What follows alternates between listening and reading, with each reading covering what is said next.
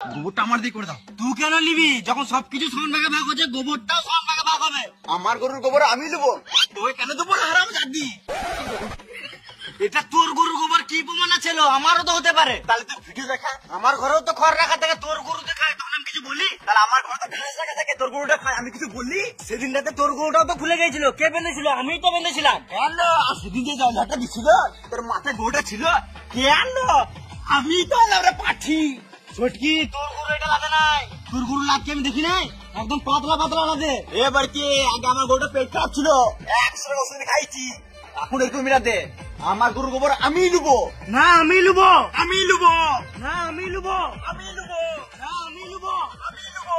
তোরা পরের দিন লিস, আমি আজকেরটা নিলাম।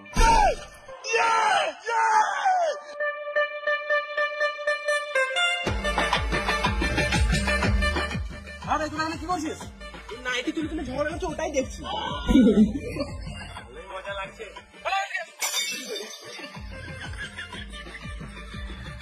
গর্ত করতে হবে, সাবল নিয়ে এসো।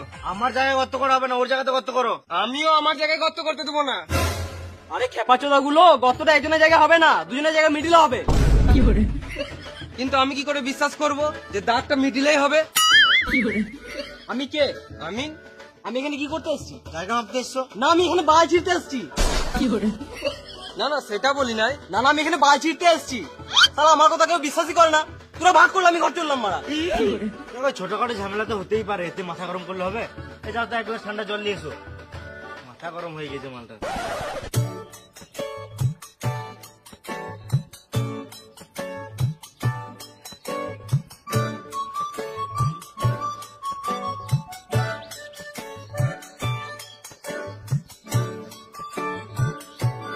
সাবল নিয়ে এসো, গর্ত করতে হবে। কিন্তু আমি কি করে বিশ্বাস করবো যে দাগটা মিডিলে হচ্ছে?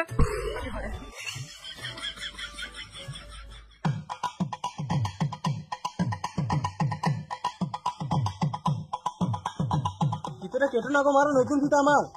তোমাকে টাকা দেবো তো, তুমি একটা নতুন ফিতা কিনে নেবে। ভিতরে কেটে না গো মারা, নতুন ফিতা আমার। তোমার ফিতেটা বেশি ইম্পর্টেন্ট, আমাদের জায়গাটা বেশি ইম্পর্টেন্ট। তাহলে এখানে কত করছে? অমনি করে হবে না, ভালো করে মাপ দিয়ে করো, যেন 100 দিয়ে না হয়।